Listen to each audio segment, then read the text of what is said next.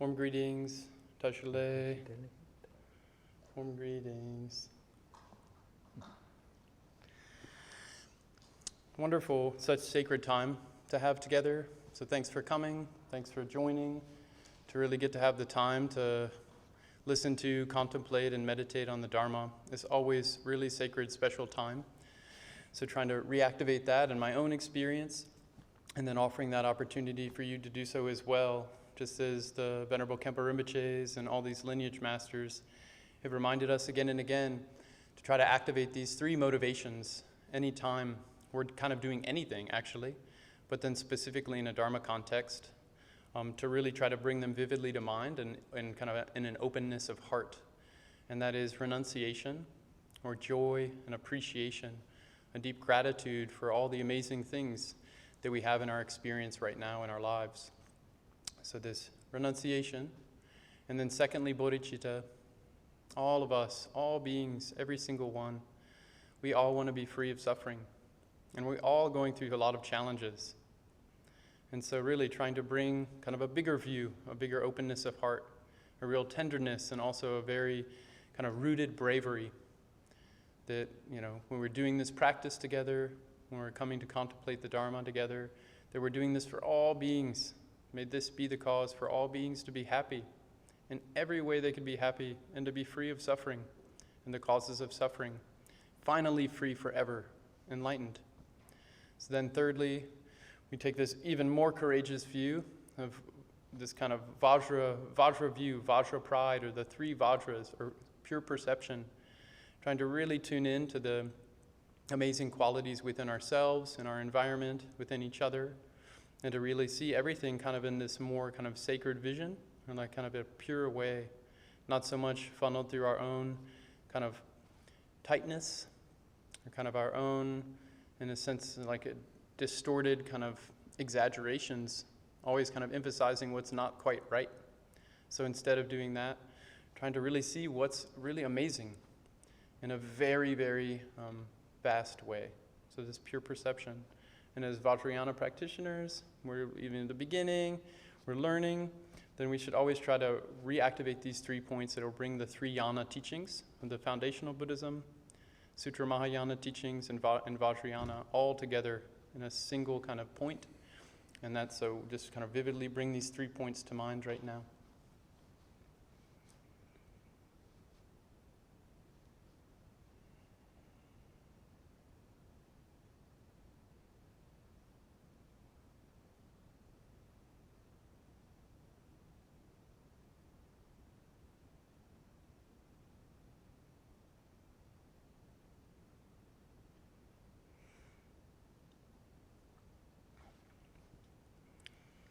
So today is kind of a little bit of like a free flow one. So the general topic is some basic tips on refreshening our practice. So basic tips on refreshening our practice. This is obviously a very big topic. And then I'm really going to just kind of say reminders to myself in just a kind of very honest, genuine way. What do I need to do to refreshen my practice? And these are just things that kind of came to my mind, and they're all based on Dharma teachings, in no certain order. So I didn't really take the time to kind of lay out points, but kind of some points I've thought and like my very limited experience of ways that have helped me kind of retune or realign with the Dharma, kind of reactivate my bodhicitta, reactivate my renunciation, reactivate kind of this sacred awareness. So what's helped me do that, and what kind of teachings do I remember? So just kind of repeating some teachings. And then if any of these are helpful, there's like I'm not sure who's watching this, who will see this, what AI will read this and send this somewhere, whoever, whenever, forever, who knows? So if any of the little bits are actually helpful, then that's good. And the rest, don't worry. And so there's this vast spectrum of practitioners. We all have different worldviews that we're coming from. And we all have different things we're really good at, different challenges that we're kind of occupied with, or kind of we stumble onto. So that said, it's kind of more of like a buffet of certain things to say. So in not a specific order, okay? Basic tips on refreshening practice. Reminders to myself. That's the parenthesis there. So 1, I'm just going to go out of the gate, not explain too much, because it's more like a list, and then we'll see what's helpful, okay? So not some big elaboration. Okay, number 1, Dharma is not therapy. Therapy is therapy. There's so many kinds of therapy. And in so many ways, they're so valuable. But we shouldn't mix these up. So use Dharma for Dharma, and use therapeutic methods for therapeutic methods. If we mix these up, it can bring a lot of kind of different kind of confusion in our practice. It can kind of cause our practice to do kind of all kinds of different things. So, point 1, there's Dharma and therapy, and they're both very valuable, really valuable, like sincerely really valuable, but we should distinguish the two from each other. Otherwise, it can really make the practice kind of get really kind of jumbled. So that's 1. I could talk about that for years, but that's just 1 point. 2, almost all Dharma is really, there's a lot of ways to look at it, but in one way, it's all about being prepared for challenges. And the big challenge we all face as sentient beings is when we're dying and when we die. So it's just coming. And we don't know when it's coming. So something that different masters have mentioned is have some familiarity with it. This is actually kind of one of the bedrock, like essential reasons to practice Dharma, is to be able to use the opportunity of challenge, such as moment of death, with really kind of amazing benefit, to be ready for that. And then a technique, they say, at some point in practice, and that's according to the guidance of your teacher and your own connections, some degree, like a POA practice. Being ready to, like, I don't know when I'm going to die. Maybe I'm planning to have Dharma practice for however many years, but I'm not really sure. So the aim of Dharma in a practice is to really get ready for that time when I don't control anything. And just dying, can't really control anything. And then my tendencies to be scared and freak out are going to definitely come up if I haven't kind of worked with them at all. And then these very swift techniques in Vajraana skillful means, such as a POA practice, if you have a connection to that, you have a teacher, you have an interest, then that's something to look into at some point in your path. This can also clarify like why we're doing Dharma, to kind of bring this more freshly to mind. I am going to die, and I don't know when, and I won't be able to control the circumstances. So like refreshing that awareness, it kind of will like line up the practice kind of according to certain essential points. 3, that Tonglen, so many times, Tonglen, this giving and taking, sending and receiving, giving others our happiness, taking on their suffering, this is such a profound essential practice in Sutra Mahayana and Bodhisattvayana, which means it's like heart of Vadriana. And it's also like works with the breath. So it means it's really grounded in the body. And that's something that for so many of us, myself definitely, to like really bring in my body in a very kind of active, conscious way, this practice can really be a very visceral reminder of bodhicitta, working with my body in the breath, and and it's like a very simple practice we can do anytime. It doesn't have to be a formal setting, and we can do it silently without anyone knowing. So this is like a very special technique we have.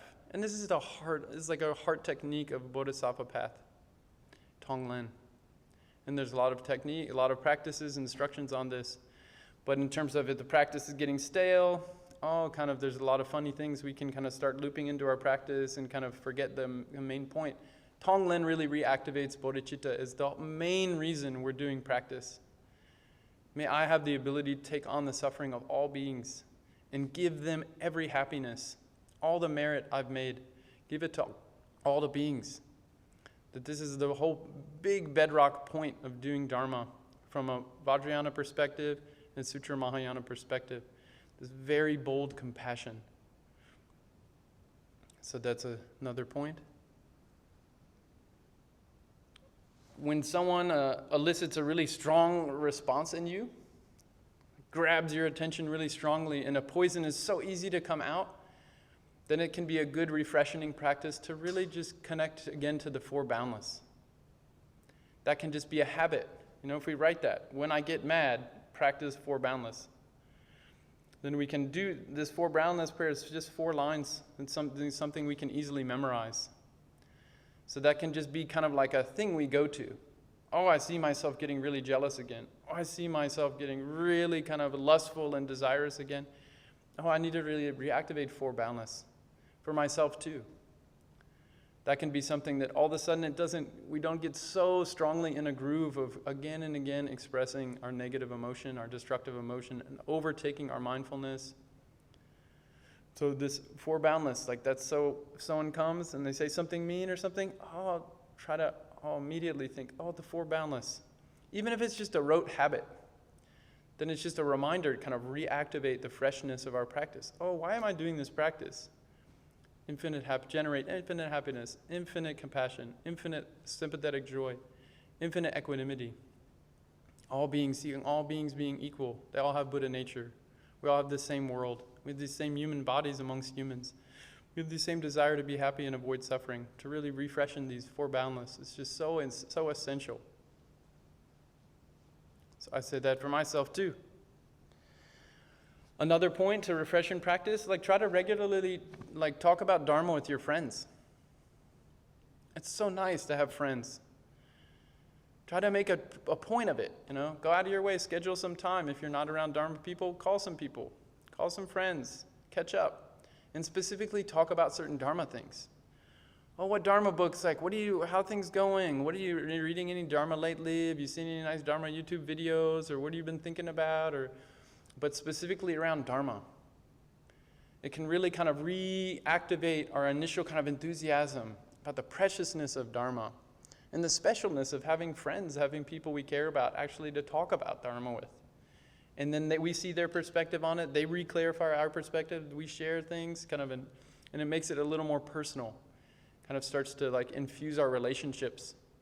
It can be helpful when our practice gets a little too lonely or a little too kind of quiet or self-contained.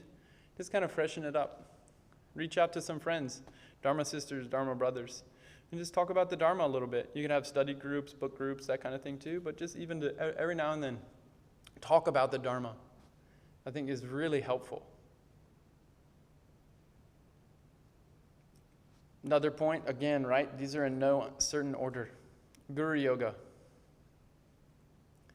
It's the heart of Vajraana practice. It's definitely the heart essence of Dzogchen. Guru Yoga. Always have Guru Yoga as a practice, especially as a Vajraana practitioner. It's always going to be a part of Ngondro. It's always going to be an important part of every single practice we do. Devotion, compassion. We have devotion for the beings, the noble ones that are free. We have compassion for all the beings in ourselves that aren't free. Devotion and compassion. In Vajrayana context, the great Tertan Gyaltsen Ningpo said these are the 2 pillars to boost your Vajrayana practice. Devotion to those above and compassion for those equal and below. Devotion for the free enlightened ones. Compassion for all of us circling in samsara. And the heart practice of devotion is Guru Yoga. And there's so many Guru Yogas. So just kind of to remember that. This is really such an essential practice, specifically for Vajrayana practitioners. And if devotion's not coming so strongly to us, then great masters say, like Dzogchen Khyentse Rinpoche, he says, if you don't have much devotion, then pray to Guru Rinpoche to have more devotion. And Guru Rinpoche will help. Pray to the Buddha for more devotion. We need to use these duality minds to help themselves get out of their duality. This is a Vajrayana method. That's what skillful means is all about. Using our relative experiences to have them undo their kind of boundedness, to open themselves up. Use duality to undo duality. So we need to pray to these beings for their help. Even if they're just in our mind. Even if everything's our mind. Then the display still happens. We need to work with the display. Then definitely prayer is a big part of that. Even though Buddhism's non-theistic, doesn't believe in entities at all. There's no thing at all in Buddhism. Not even this moment of watching a video or listening to anything.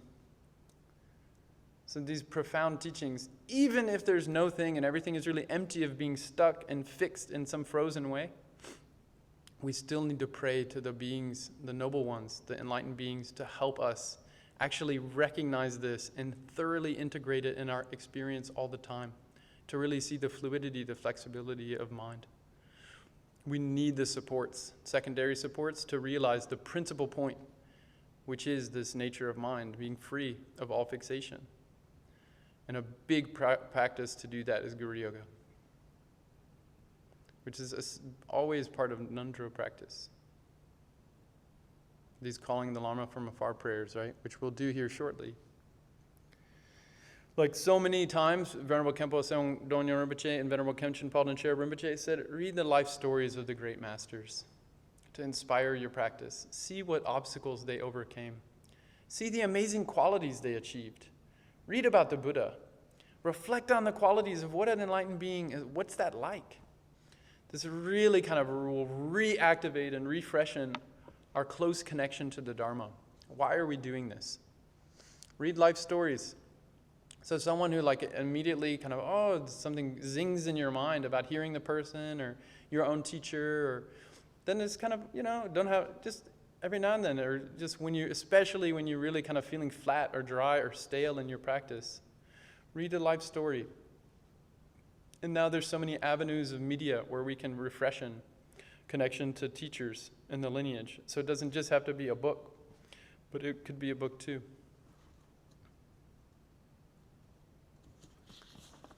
In terms of all that media, I think it's called there's different ways to talk about it, but we have to determine how we filter what we kind of take in. So we have to be really discerning about that. In terms of practice, it's going to shape us, what we eat. It becomes our bodies. What our mind eats, the experiences we feed it, it shapes our mind. And there's so many things to choose from. And it's getting bigger every day. So regardless, we have discerned, we're making these choices anyway, so we need to really clearly bring to mind what actually helps boost my practice. What can I take in more that's nutritious for my practice? What do I know about myself that really shuts off my practice or stunts my practice and makes me a lot more confused?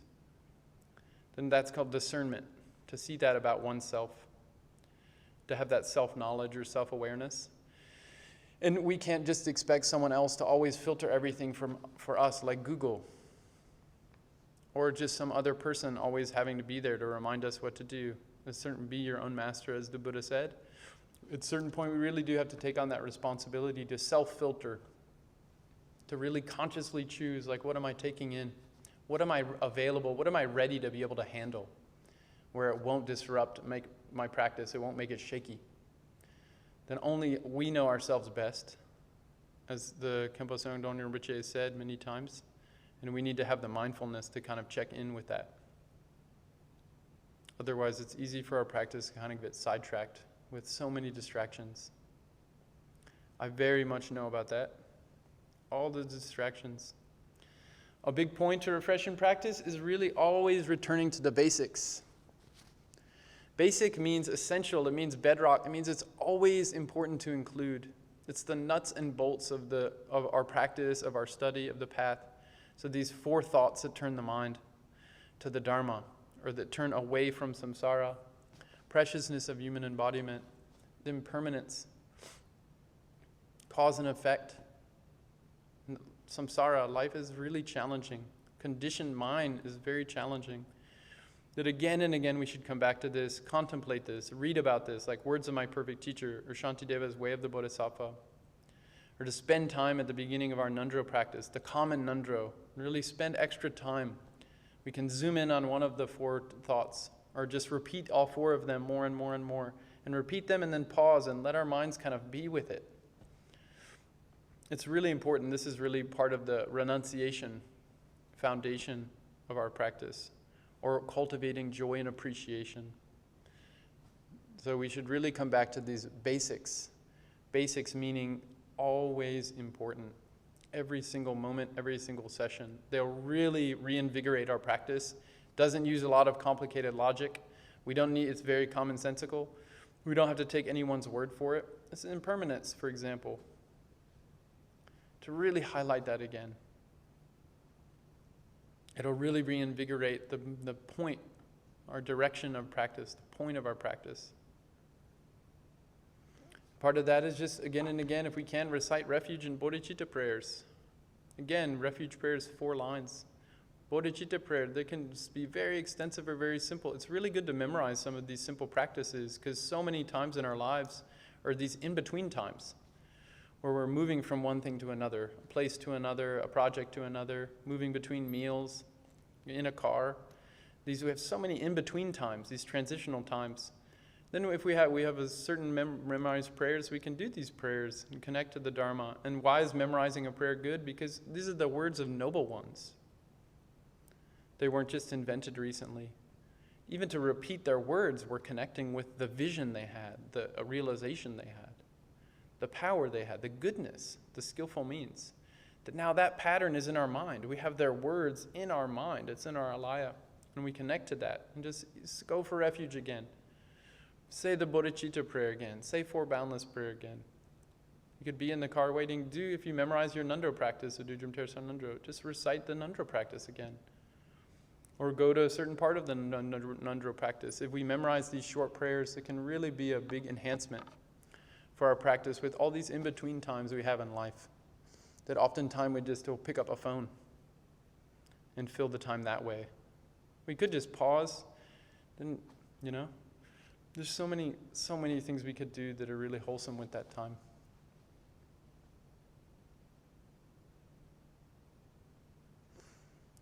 Three things we always have in terms of trying to think of things, how can we bring all the practice into a single simple set?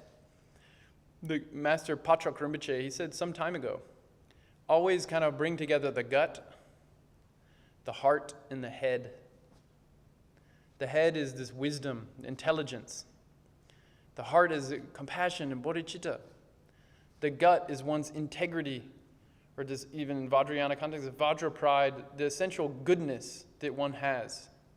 To reconnect to that goodness, and with kindness and genuine concern for others, to activate that heartfelt bodhicitta. And then with discernment and clarity and a flexibility and openness of mind, to brighten the wisdom. Not necessarily the head, but it's just an easy way to kind of remember. Head, heart, gut. Wisdom, compassion, and dignity. A certain sense of internal strength. A resolve. It's like a simple way to kind of, if I reframe my practice, something's not working. Am I including my head and my heart and my gut? Okay, head, heart, gut. Okay, I'm doing that. All right, now practice. It's kind of some simple reframing can sometimes really help. I find it good if there's certain points in a teaching or certain instructions you've received from your teacher over the years or recently to write them down somehow. Write it down and come back to those. Pull out that paper and read it again later. Week later, month later, year later, 5 years later, there's a connection you have to that teaching you received directly from your teacher. Pull out that paper, really reflect on that instruction again. This can be incredibly impactful that we have this personal instruction we've received from a teacher. And then secondly, another way to receive, which is kind of related, to receive the teachings well, is to take every teaching that you're at as a personal instruction. It's not an instruction for the neighbor. It's something immediately, you want to take it into your mind stream as if this is advice for me, and even if it's not immediately relevant to me, the future is a very vast, big project. And at some point, it's going to be relevant and helpful for me on my path. So to receive the teaching as a personal advice doesn't mean we have to do it all at once. But to be open, to have an openness of mind where we're not immediately, we take a teaching and we're kind of letting it stream and, this teaching's for that person and this teaching's for that person and I know this other person has that problem and this. Instead of doing that, we'll take it to me. and like have it like really sink in my heart so that it can open up my own ego grasping. And if not now, then for the future time. And also it becomes a set of skillful means on a bodhisattva path that we're learning things, so in the future, this becomes another way that we can like kind of very intelligently communicate and be with others. If we kind of in that moment of receiving a teaching to kind of receive it with that kind of openness and willingness to absorb it, to let that shock, the kind of shock of that goodness like sink in us instead of immediately kind of like water off a duck's back, just kind of redirecting it somewhere else.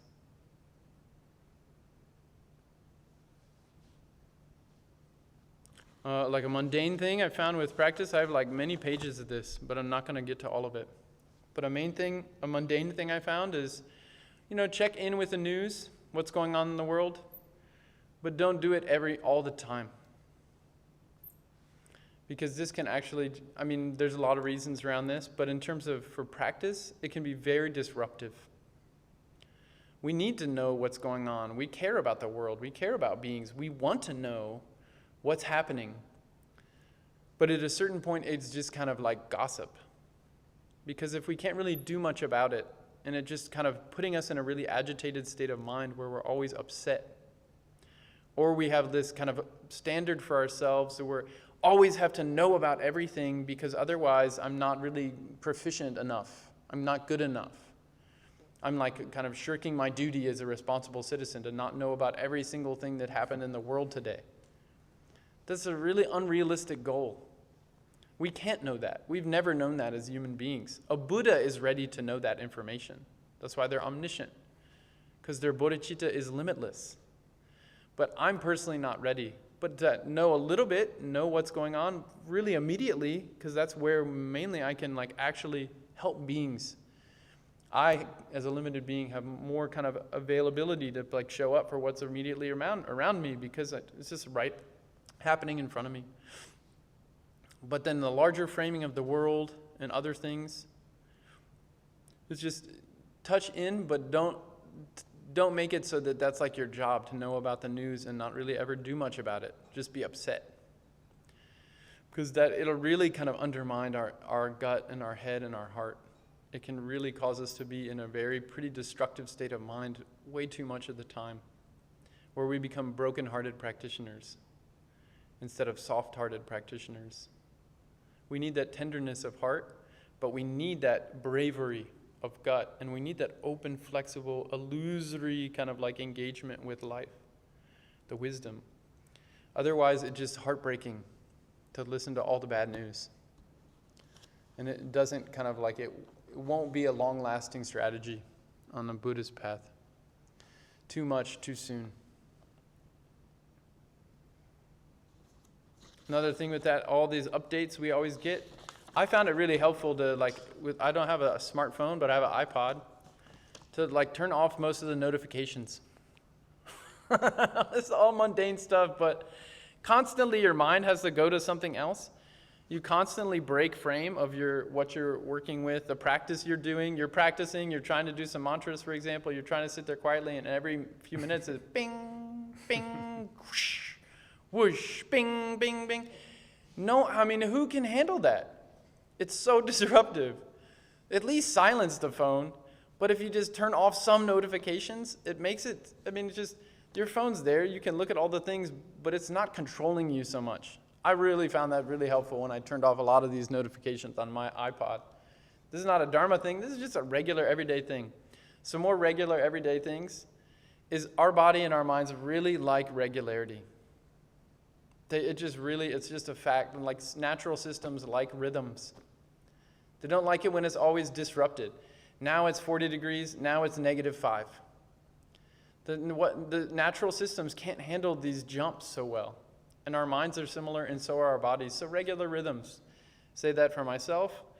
Regular eating, regular sleeping, regular exercising. All these mundane things that are like caring for our body, our vessel. There's stuff that I know, the shoulds that I know I should do. Eat more greens, eat more whole foods, eat less processed foods. These simple things. You don't have to be a really sophisticated doctor. They're simple, basic things people have known for a long time. But then the question is doing them. I know Khenpo Rinpoche once was really strong.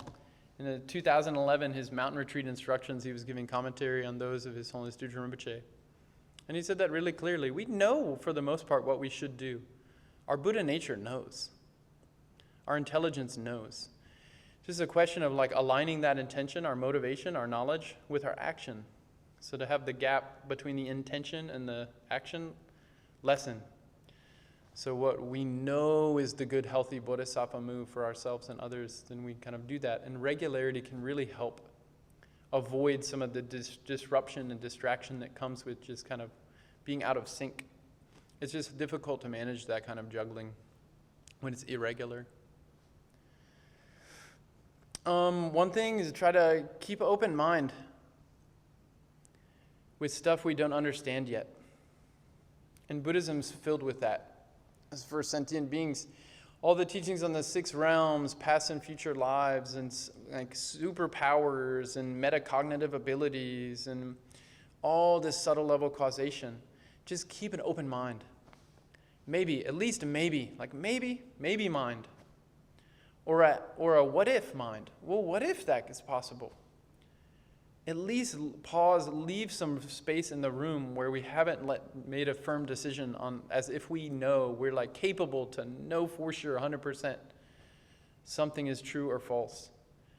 With some of these subtler level causation things, if we keep a little space, maybe, it allows room for us to grow. It's like even being a scientist, being an open-minded scientist. It's really important to have the open-minded part. Otherwise, we really limit what we can learn, new things we can learn, things, unknowns that we didn't know about, patterns that we didn't see yet. So like kind of have this fresh open mind, like hold it lightly. And if it's inspiring for us to think of past and future lives, which it is for me, definitely, very much so, then let that inspiration be fuel for your practice. It's the openness that's kind of this main point here. The open mind. Not soggy mind and wish-washy mind, but open, maybe. And then if you really get interested in something, look closely, research, discern, test it, taste it, check it out. If it's really something that's very activating for you, like how you have a connection with it.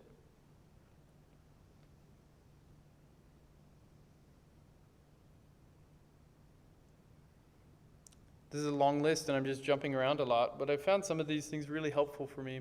I think one of them is realistically, we have to go deeper somewhere. We can't go deep everywhere. That means at a certain point we really do have to choose what we want to really hone or care for or really deepen.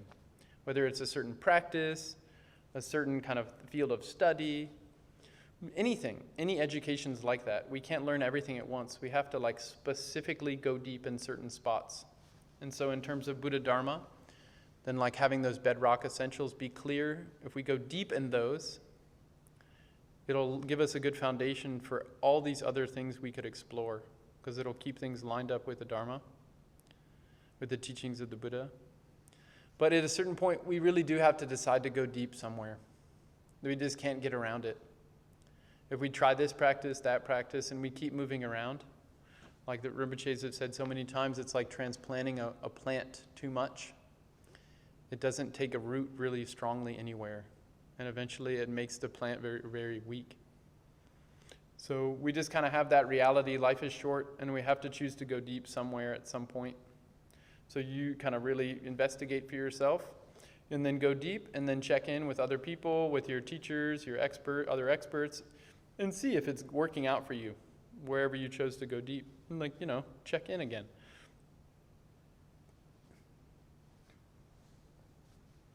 In Buddhism, it's such a long path. There's so many things to study. There's so many practices. So learning some of these essential frameworks is really helpful to have the practice keep on track. Like the 4 Noble Truths, 4 Seals, 3 Turnings of Wheel of Dharma, 4 Boundless Quality. It's 4 boundless qualities. It's not as if everything with a numbered system is what's called a meta-heuristic, or a framing that like holds all of reality and like very easy things to remember without kind of leaving anything out. Buddhism's filled with these techniques. But we should really learn some of these basic frameworks that'll help us from getting too lost, because the mind is a vast place to explore, and the world is a very big playground.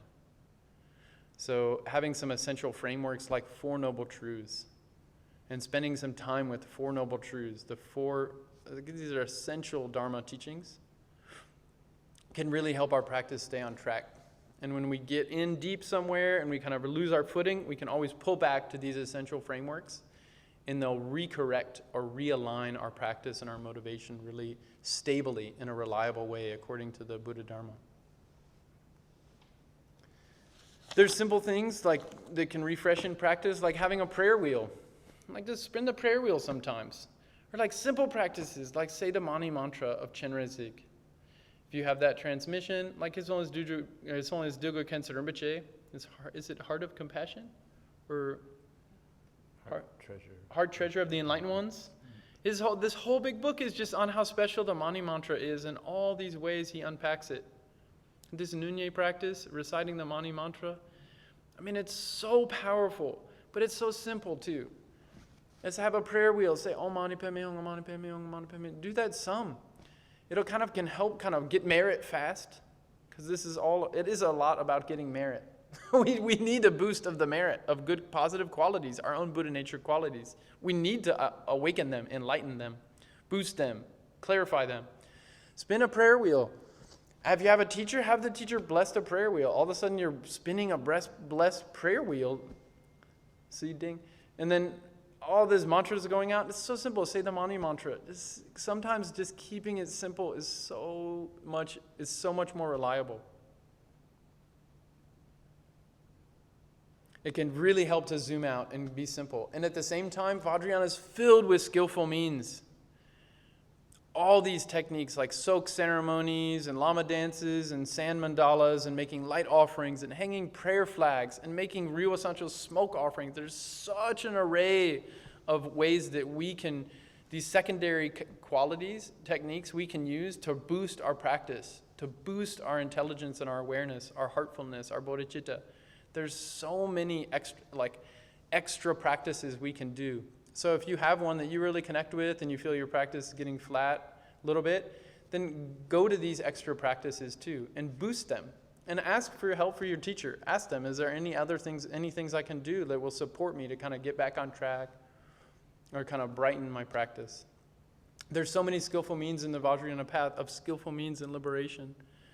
So we don't have to do all of them, but every now and then it's really good to do some, especially on these certain days.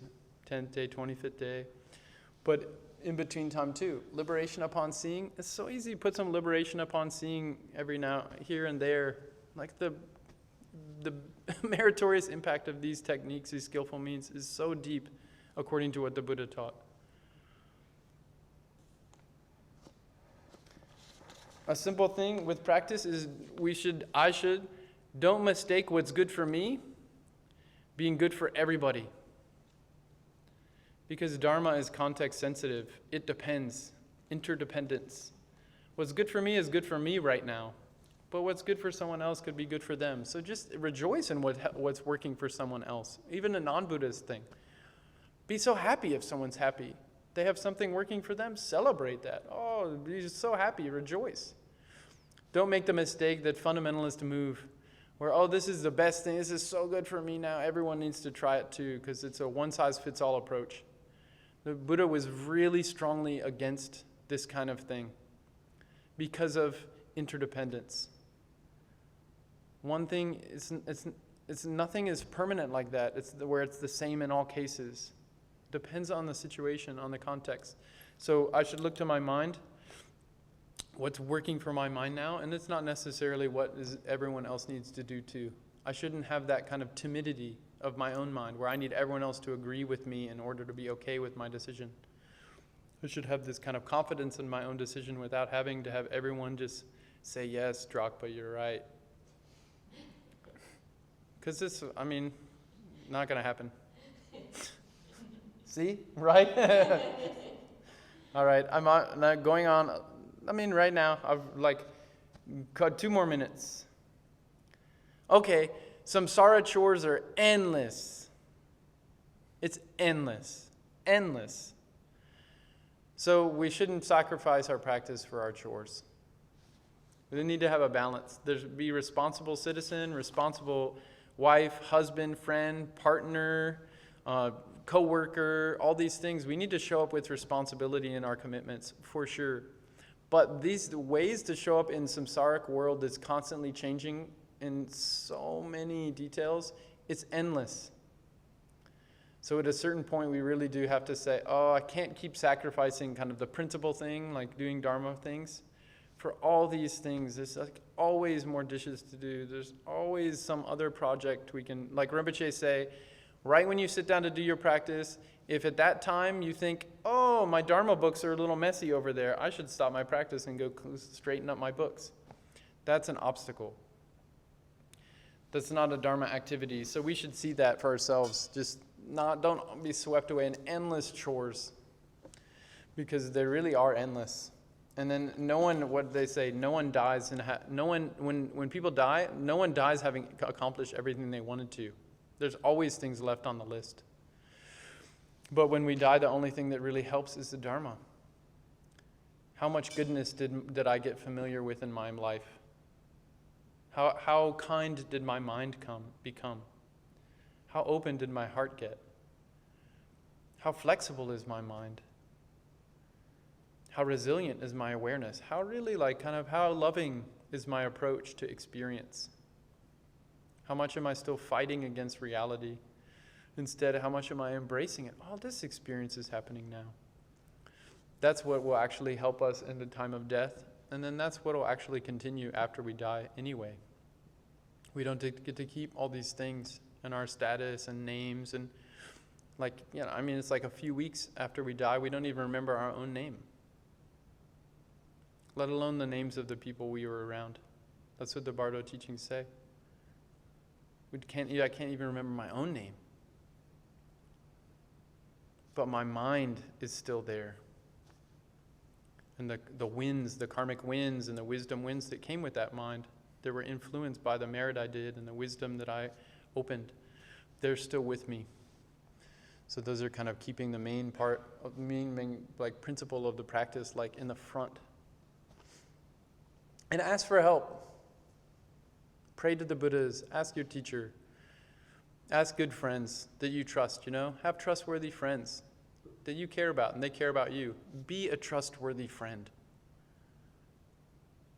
That really, when we get stuck or flat or just gets life we get into these habit patterns, where we kind of start not paying attention so much to what's around us that's awesome. And we always look, grass is always greener, But just check in with friends, with our loved ones, with our teachers, with our guides, to help clarify that they can give us some more perspective, what we might be overlooking or taking for granted. Because so much of it is in our favor already. We have so many good things that are already in our favor. This human body, this mind, these good friends, this special opportunity with the Dharma, living lineage masters. It's all right here for us already. We get to stop here, listening to me go on, and now we get to practice the Dharma. It's such a sacred, special thing. And then at the end of all the practices we do, any good little things, always dedicate the merit.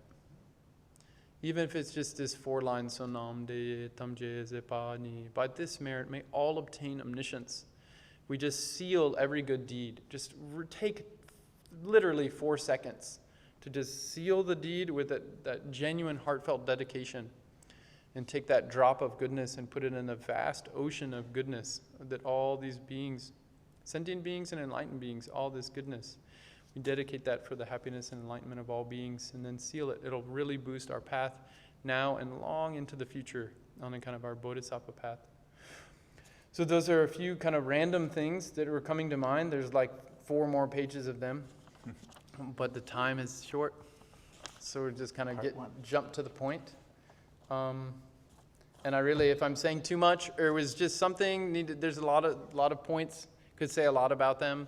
and I'm just kind of zooming in and throwing things out. I know it's like a special kind of like family, friends time, and we just ate such good, yummy food here. So my mind's a little soggier. It's on the soggy side. Plus a little coffee, so it's on the caffeinated soggy side, so it's a little kind of odd. But really, I hope this was help. If I said stuff wrong, oh yeah, floss. Don't forget to floss. And sunscreen. I'm going to go with Kurt Vonnegut. Sunscreen. Use sunscreen. No, really, all these mundane things help our practice too, because they prevent these common worldly obstacles that end up, if we don't deal with them, go to the doctor regularly, we don't do that. Small things can become big things later. Like they said with these things, small negativities, we really try to eliminate them and purify them quickly. Small positive things, just do that. Right away. If you see you can do a good thing, just do it. Don't second guess it. Just do it. Because in the mundane level too, these small little things, if we try to care for them as they come up, then they don't avalanche into these big things later, create a lot of obstacles that were fairly preventable. Life is precious, and really, thank you, friends. Thank you, Dharma family. Thank you. Thank you. Thank you all. Love you. Thank you all. I'm going to do some Dudjom Tersar Ngondro practice. Thank you, friends.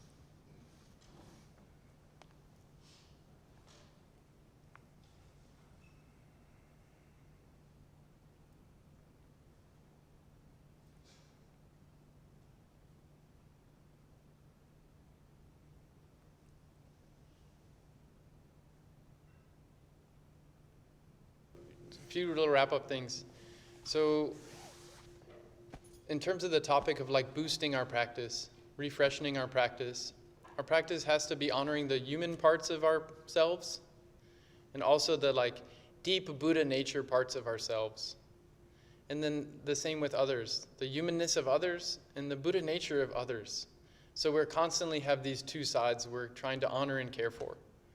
So to refresh in our practice, we can we have to boost both sides. Me as a specific human being, what helps me relax and kind of like open up and brighten and soften and be courageous and playful and helpful and caring. So that's all the me human stuff.